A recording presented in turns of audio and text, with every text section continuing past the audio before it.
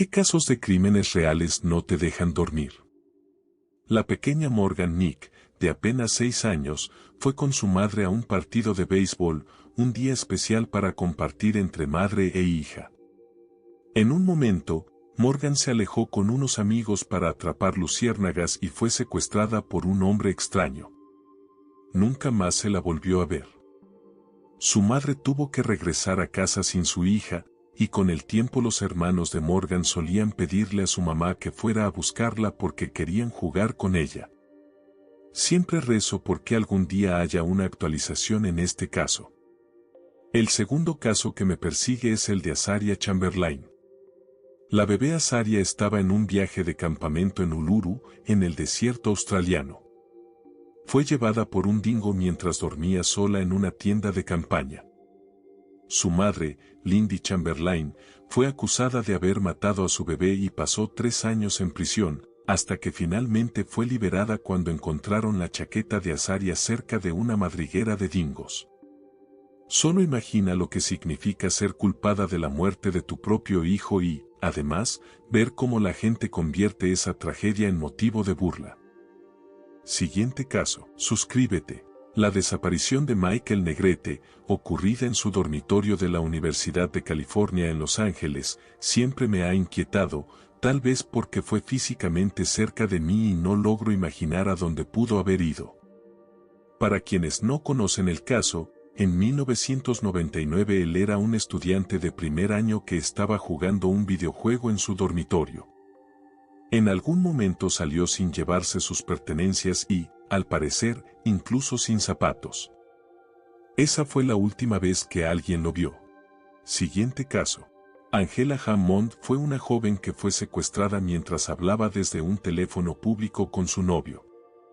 En ese momento, él salió a perseguir al secuestrador, pero la camioneta en la que conducía se averió durante la persecución.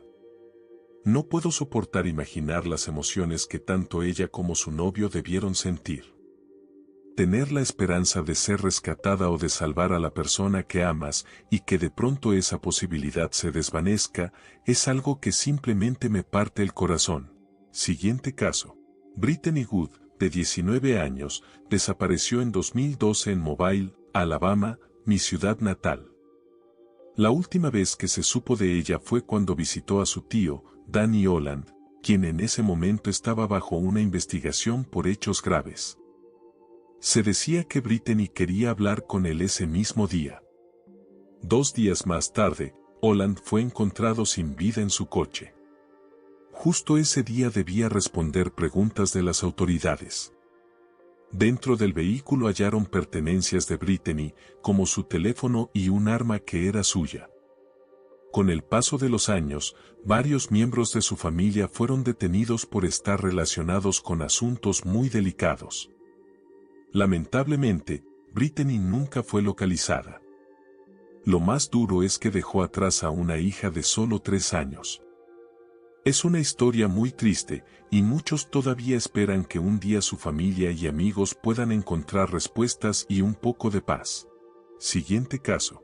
Sandra Sherry tenía solo 12 años cuando fue víctima de un crimen terrible en Indiana a manos de 4 chicas que prácticamente no la conocían. Ellas fingieron ser sus amigas y la llevaron con engaños, para después hacerle mucho daño durante horas. Finalmente, la dejaron en un descampado donde terminaron con su vida de una manera devastadora. La razón detrás de todo fue un conflicto absurdo. Una de las chicas pensaba que Sandra le había quitado a su pareja, y además la acusaban de imitar a otras personas. Lo más impactante es que de las 4 responsables, 3 ya cumplieron su condena y hoy llevan vidas relativamente normales. Solo una permanece aún en prisión, pero se espera que pueda salir en libertad pronto. Para muchos, es difícil aceptar que una historia tan dura haya tenido ese desenlace en la justicia. Siguiente caso. El caso de la familia Petit en Cheshire, Connecticut. Lo que más impacta es que la madre y la hija fueron elegidas al azar mientras hacían compras en el supermercado. Lo que vivieron duró horas, las ataron, las retuvieron y hasta obligaron a la madre a ir al banco para retirar dinero, lo que hizo que la policía fuera alertada. Los agentes estuvieron afuera de la casa, pero no intervinieron porque decían que no querían crear una situación de rehenes. Ellas estuvieron tan cerca de ser salvadas. En cambio, fueron asesinadas de manera brutal, con las hijas amarradas a sus camas mientras los agresores rociaban gasolina e incendiaban la casa. La idea de que uno pueda salir a hacer las compras como cualquier día, sin imaginar que alguien con malas intenciones puede fijarse en ti y que eso pueda sellar tu destino como les pasó a ellas, es aterradora. Para mí, es de los crímenes más terribles que conozco, y lo que lo hace aún peor es que todo pudo haberse evitado si aquel día no hubieran ido al supermercado en ese momento exacto. Y lo peor de todo, es que estuvieron a nada de poder ser salvadas. Siguiente caso. Paige Renkowski. Yo tenía 10 años cuando desapareció y todavía lo recuerdo hasta el día de hoy. Se me quedó grabado porque simplemente desapareció en la carretera interestatal 96, una vía muy transitada aquí en Michigan. Según los testigos, la vieron hablando con un hombre en una furgoneta de varios colores. Su coche fue encontrado encendido, con sus pertenencias aún dentro. 30 años después de aquello, no se ha encontrado ni una sola pista de ella en ninguna parte, al menos que yo sepa. Siguiente caso. El caso de Victoria Martens me perturba y me rompe el corazón, y sé que nunca dejará de afectarme. Como madre, creo que es aún más doloroso porque no puedo imaginar a una mamá haciendo algo así con su propia hija. El de Kelly Ann Bates es absolutamente trágico y perturbador. Ni siquiera puedo empezar a comprender el dolor que debió soportar durante las largas semanas de tortura antes de su muerte.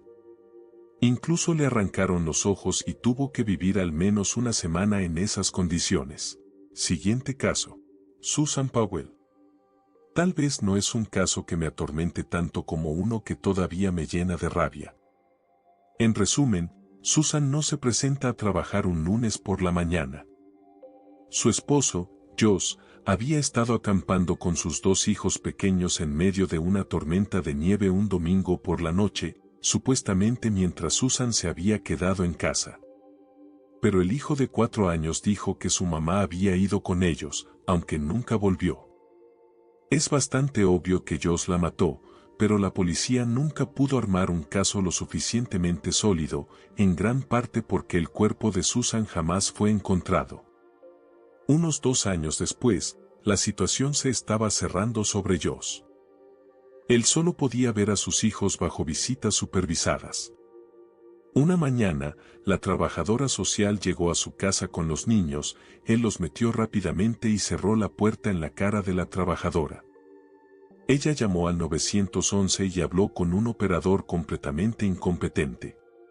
Desde afuera escuchaba a los niños llorando, olía gas en el aire, y de pronto la casa explotó. Entre los restos se descubrió que Josh había atacado a los 2 niños con un hacha antes de quitarse la vida y volar la casa por los aires. Es una historia a la vez desgarradora y llena de indignación. El podcast Cold es un gran recurso sobre el caso, está muy bien investigado y entra en detalle. Siguiente caso. Las fotos recuperadas de la cámara de Lisanne y Chris, quienes desaparecieron en Panamá y de quienes después se hallaron partes de sus restos, me resultan completamente inquietantes. Las primeras imágenes son alegres, del inicio de la caminata, pero luego aparecen cerca de 80 fotos oscuras. Lo perturbador es que esas fotos confusas, en su mayoría tomadas en la oscuridad, no aclaran qué ocurrió, pero transmiten pánico y una sensación terrible. Leo bastante sobre crímenes reales, pero casi nunca veo fotos de escenas de ese tipo, no estoy insensibilizado ante imágenes así. Por eso me parece tan triste e inquietante tener esas fotografías de lo que debieron ser sus últimos y aterradores días. Siguiente caso. La masacre en la Bolera de las Cruces. De todos los casos que vi presentados en el programa America's Most Wanted, este es el que más me entristece y me llena de rabia entre las investigaciones no resueltas. Disparar contra adultos ya es terrible, pero ¿cómo es posible disparar contra 4 niños, incluyendo a 2 que apenas tenían edad de párvulos? No sé si creer los rumores de que se trató de una venganza por un negocio de drogas que salió mal, pero este caso no debería seguir sin resolverse. Siguiente caso. Los asesinatos de Delphi, aquellas pobres chicas a quienes les arrebataron la vida, aunque al menos se obtuvo una foto borrosa y una grabación de voz del atacante. La infame foto Polaroid de una niña y un niño atados y amordazados. Esa siempre se me quedó grabada, la vi por primera vez cuando tenía unos 12 años y me dio muchísimo miedo. La identidad de Mostly Harmless. Existen tantas fotos de ese hombre que alguien tiene que saber quién es. Los asesinatos de Burger Chef. 4 adolescentes fueron ejecutados en el bosque después de un robo en el restaurante de comida rápida en el que trabajaban. Siguiente caso. Para mí siempre ha sido el caso de Melanie Hall. Ella desapareció de un club nocturno en Bath, Inglaterra, en junio de 1996.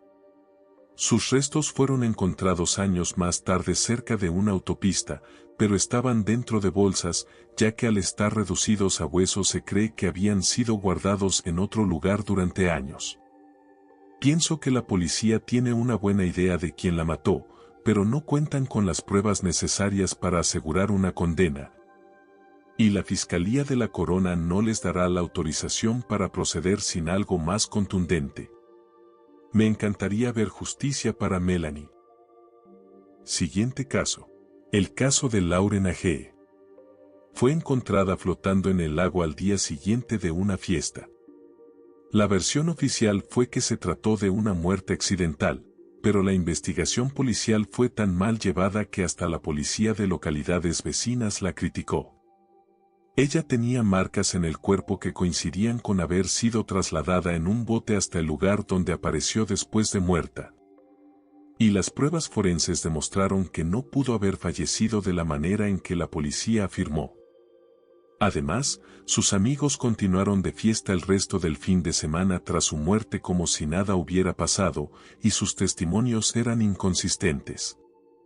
Ella fue asesinada cerca de donde yo vivía en ese momento y todavía me molesta pensar que, ya sea por incompetencia o por corrupción policial, los responsables probablemente quedarán libres. Siguiente caso. Alexis Patterson, de Milwaukee. Es un caso local para mí. Casi no recibe atención y esta pequeña merece ser encontrada. La última vez que se la vio fue en el patio de su escuela por un compañero de clase. Estaba llorando. Su padrastro, quien ya fue descartado como sospechoso, la había acompañado casi todo el camino esa mañana y la observó entrar al patio de juegos. Se dice que estaba llorando porque la noche anterior su madre le había dicho que no podía llevar los pastelillos que le había prometido a su clase como castigo. Después de ese último avistamiento, Alexis simplemente desapareció sin dejar rastro. No hubo evidencia, ni pistas, nada. Solo desapareció. Siguiente caso. Zachary Bagby y Christina Grimmie. No puedo evitar preguntarme qué estarían haciendo si todavía estuvieran aquí, y me invade un vacío cuando recuerdo lo que les pasó y que nunca van a volver.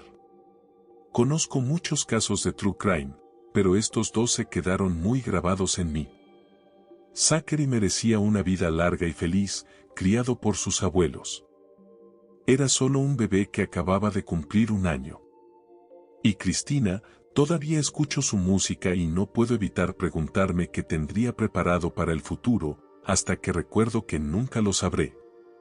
Era tan joven, llena de vida, y su carrera apenas estaba comenzando. Siempre los recordaré. Siguiente caso. Kiro Norman. Es un niño de mi suburbio en Portland. Desapareció en junio de 2010 en su escuela primaria. La última persona que lo vio con vida fue su madrastra, quien, bueno, sabe algo. Desde su desaparición ella se mudó, y sigue siendo claramente la principal sospechosa. Otros padres dijeron que ella era muy reservada sobre sus verdaderos sentimientos hacia Kiron y que, aparentemente, llegó a decir cosas crueles y sorprendentes sobre él. Para el año 2020 algunos testigos afirmaron haber visto a la madrastra llevándose a Kieron de la escuela ese mismo día, después de que participara en la feria de ciencias del colegio. Este caso me duele desde el primer día. Este niño parecía siempre sonriente y disfrutando de la vida. Alguien le quitó eso, y los que vivimos cerca de su padre quisiéramos obtener respuestas para él. Siguiente caso. Jarid Atadero. No soy un experto, mi padre biológico sí lo es, y sé bastante solo por haber crecido en la zona de las montañas Bighorn y Black Hills, pero no hay manera de que eso haya sido un puma. Honestamente, creo que hubo implicación policial en su muerte, se negaron a permitir que nadie lo buscara, y luego sus restos aparecieron exactamente en el lugar y momento que ellos mismos habían dicho. Eso siempre me ha parecido muy sospechoso. También está lo del rastreador militar. Había una persona entrenada profesionalmente para esto que se ofreció a ayudar de manera voluntaria, y aún así se negaron a escucharlo. Vivo convencido de que, con su ayuda, lo habrían encontrado mucho antes, ya fuera con vida o no. Y sigue estando la gran duda de cómo un niño de 3 años pudo subir ese acantilado. Yo he tenido que escalar rocas de apenas 2 o 3 metros mientras hacía senderismo y, siendo adolescente, era casi imposible sin práctica y ayuda. Si realmente lo hubiera arrastrado un animal hasta allí, su ropa no habría aparecido limpia y perfectamente acomodada en la cima. Es simplemente frustrante, sobre todo sabiendo que el caso fue cerrado con una teoría poco fundamentada y que lo más probable es que nunca reciba justicia.